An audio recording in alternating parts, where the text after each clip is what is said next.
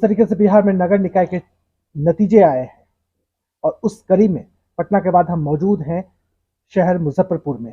AB news जैसे बड़े brand पर वो शख्सियत मौजूद हैं जो परिचय के मोहताज नहीं है। पूर्व मंत्री रहते हुए, विधायक रहते हुए जो काम किया, जो लकीरें खींची मुजफ्फरपुर में, अब तक वो सारी चीजें बोल रही है।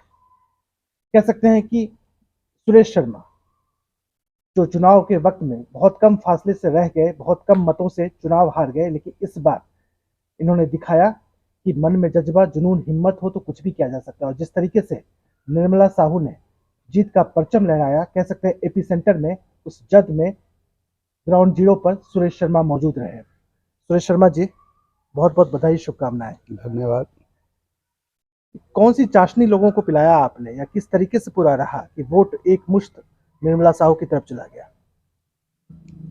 जनता जो है मालिक है, और जनता ये समझ रही थी कि सुरेश जी जो बोलते हैं वह गलत बात नहीं बोलते हैं। और 27 साल से जनता एक आदमी जो इस नगर निकाय को या नगर निगम मुजफ्फरपुर को बंधक बनाए हुए था, कहीं से लोग करता था तो बंधके रह जाता था।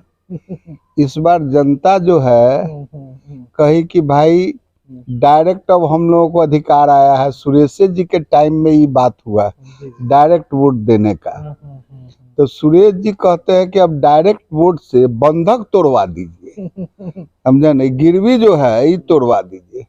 यह गिरवी इस साल टूट गया। ये जनता का, महान जनता का यह निश्चय है और उसका कारण से ये गिरवी टूटा है। हम तो उसके प्रतिनिधि हैं, ये झूठ साच बात नहीं बोलते हैं, इसलिए इस बार जो है सो यह जो है सो जीत। सिर्फ एक हफ्ते में पूरा प्रदेश बदल गया, पूरी पृष्ठभूमि बदल गई, पूरा पटकथा कह सकते हैं मुजफ्फरपुर शहर का बदल गया। भारतीय जनता पार्टी, जिसे जुमलों की पार्टी कहा जाता है, सुरेश शर्मा की तरफ से जो जुमला दिया गया वो हिट रहा और जनता के दिलों में उसने सीधे चोट किया। बंधन से आजादी की बात जिस सुरेश शर्मा लगातार कहते रहे, आम लोगों को बंधक बनाकर बात जिस तरीके से बताते रहे कि नगर निगम एक तरीके से बंधक बना हुआ है और उसे आजादी की जरूरत है, आजादी की दरकार है, इस बात को जनता ने समझा। और वही वजह है कि निर्मला साहू की एंट्री बाद में होती है, लेकिन रेस में वो सबसे पहले पायदान पर आ जाती है। बिल्कुल।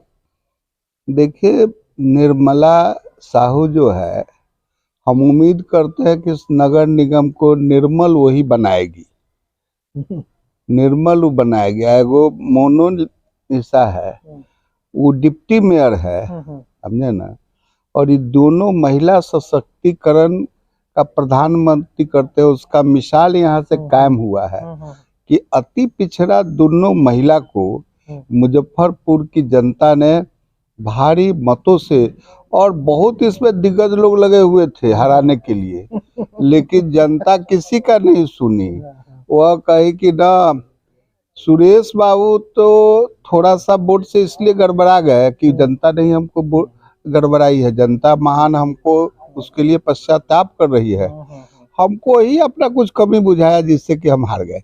लेकिन वो कहा कि ना, इस बार तो बदला सधिए जते, इस बार बदला साधा दिया जनता का। मैं बहुत ही शुक्रगुजार हूँ। जनता महान है, जो जनता सही जगह पर सही निर्णय सही समय से ले लेती है। पक्ष में रहे, मौजूद रहे और मुजफ्फरपुर शहर को जनता के तमाम दरवाजे तक पहुंचने की कोशिश किया सुरेश शर्मा जी ने, और प्रतिफल ये रहा कि निर्मला साहू यहां से विजय होकर निकली हैं। सुरेश शर्मा जी, आपके अंतरात्मा की आवाज क्या है? चूंकि नगर विकास मंत्री आप रह चुके हैं, मुजफ्फरपुर शहर में पहले हफ्ते, पहले महीने, पहले साल में कौन सा काम होना चाहिए? देखिए, मुजफ्फरपुर में 1580 करोड़ रुपया स्मार्ट सिटी का है और 2600 करोड़ रुपया टोटल दिया हुआ है, जिस पर गिद्ध दृष्टि लोगों की पड़ी हुई थी। अब कुछ तो लोग नोच नाच करके खैबे किया है, लेकिन ये मूलधन खाने पर लगा हुआ था, वह बच गई। और यह शहर उत्तर बिहार की अघोषित राजधानी के रूप में लक्ष्मी गणराज्य का यह जगह है, प्रजातंत्र की जननी है, बुद्ध और महावीर की जन्मभूमि ये रही है। और इस जगह पर इतना भ्रष्टाचार हो, यह तो हम लोग बर्दाश्त नहीं कर सकते हैं। इसलिए यह शहर किसी न किसी दिन मुजफ्फरपुर, ग्रेटर मुजफ्फरपुर बनने जा रहा है। 2 कंस्टिट्यूंसी का यह 6 लाख पॉपुलेशन वोटर पर है, तो डिलिमिटेशन कमेटी 2 कंस्टिट्यूंसी बनाएगी। ये सारा चीज इसी समय होने वाला है, इसी अथी में। और सुरेश शर्मा नरेंद्र भाई मोदी के सेवक है, वो बड़का सेवक है, हम उनका छोटका सेवक है।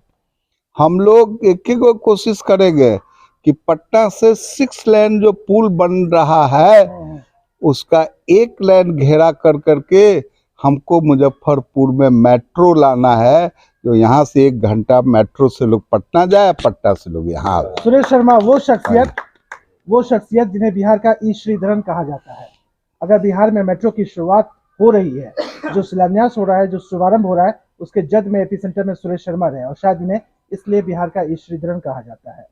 सपना इन्होंने देखा था मेट्रो चलाने का, पटना में वो फलीभूत भी हो रहा है और इनका ये भी ख्वाब था कि उस मेट्रो की जो रफ्तार है, लंबाई है, मुजफ्फरपुर तक खींचा जाए।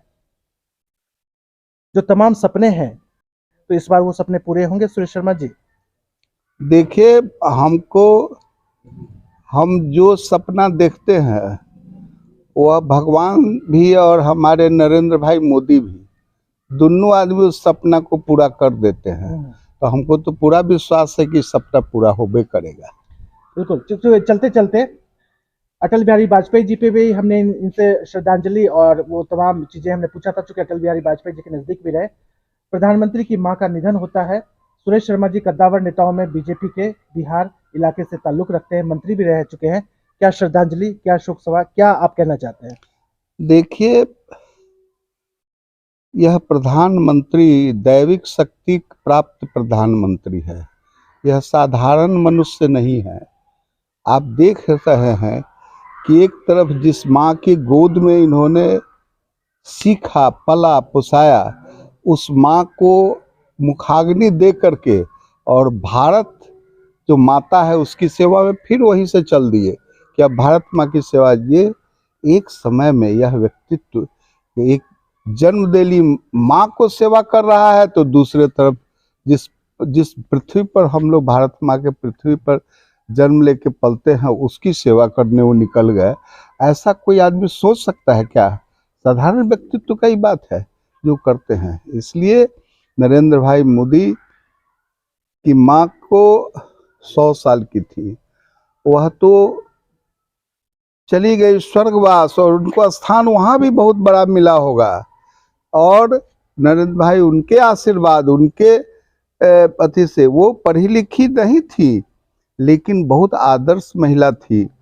हमने ना पड़ोसी की सेवा कर करके उन्होंने नरेंद्र भाई मोदी को शिक्षा दिया था।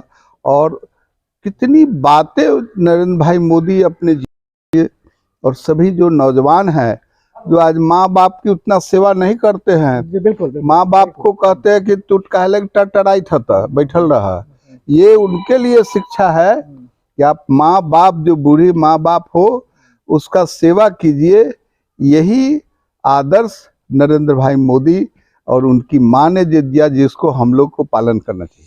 सुरेश शर्मा जी हीराबेन को सच्ची श्रद्धांजलि दे रहे हैं और बता भी रहे हैं कि जो बेटा उस पद पे पहुंचे हैं, ये एक शानदार बात है, उस माँ की ही ये पुण्य की चीजें हैं। चूंकि दिग्गज नेता मैंने बताया है, चलते चलते बहुत छोटा सा एक सवाल लेना लाजमी है, चूंकि दिग्गज और कद्दावर नेताओं में शुमार हैं। बिहार में एक चर्चा इन दिनों बहुत सियासी जो फिजा में बहुत चल रही तेजी से और केंद्र तक इसका असर है। बिहार सरकार जेट खरीद रही है, बिहार सरकार हेलीकॉप्टर खरीद रही है। बीमारू जैसे राज्य, बिहार जैसा बीमारू राज्य में जेट विमान की जरूरत है क्या? देखिए, हेलीकॉप्टर खरीद रही है ना? नहीं, हेलीकॉप्टर और जेट दोनों। अच्छा, तो एकर जरूरी तो न रहा रे अभी। अब तो जेट, अभी तो हम लोग को फाइटर जगह पर है, अभी हम लोग का बिहार उसके लायक नहीं है। कैबिनेट में पास हो गया है जेट और हेलीकॉप्टर। अब देखिए, सवाल है, हेलीकॉप्टर तो समझ में बात आती है क्योंकि बहुत जगह बाढ़ और इस सब में जरूरत उसकी होती है, लेकिन जेट खरीदने की जरूरत नहीं। तो अभी हम लोग का हेलीकॉप्टर का हेलीपैड कहाँ बना है पूरे बिहार में? जेट उतारने के लिए हेलीपैड नहीं है। हमने हेलीपैड भी नहीं है। अभी तो हवाई जहाज उतरने में स्पेशल माने वो लगाना पड़ता है ब्रेक पटना में। बिल्कुल। इमरजेंसी ब्रेक नहीं लगे तो डैश कर जाएगा हवाई जहाज। इसलिए अभी थोड़ा देर है, आगे इस पर काम होना तो चाहिए। नीतीश जी को सद्बुद्धि दे रहे हैं कि जेट ना खरीदे। भाई देखिए, हम उसको क्या करेंगे भाई, मेरे मुख्यमंत्री उड़ रहे हैं, हम उनको उनका आदर सम्मान करते हैं, हम वो सब बात नहीं करेंगे, लेकिन अभी विलम्ब से ही सब काम होना चाहिए। शुभकामनाएं मुजफ्फरपुर राज्य की जनता के नाम, चूंकि आप मंत्री भी रहे, विधायक रहे, तमाम लोगों के नाम क्या शुभकामना? मुजफ्फरपुर और बिहार वासियों को नववर्ष मंगलमय हो, मंगलमय ही नहीं हो, इसमें हमारा समृद्ध संपन्न खुशहाल बिहार बने, और जो कोरोना का धमक सुन रहे हैं वह बिहार में नहीं आवे। इसी मंगल कामना के साथ मैं सभी भाइयों बहनों नौजवान दोस्तों किसानों मजदूरों को इसी बात के लिए मंगलमय कर रहा हूं कि बिहार कोरोना से बचे और हमारा बिहार सबसे समृद्ध संपन्न राज्य बने। बहुत बहुत शुक्रिया, बहुत बहुत शुक्रिया।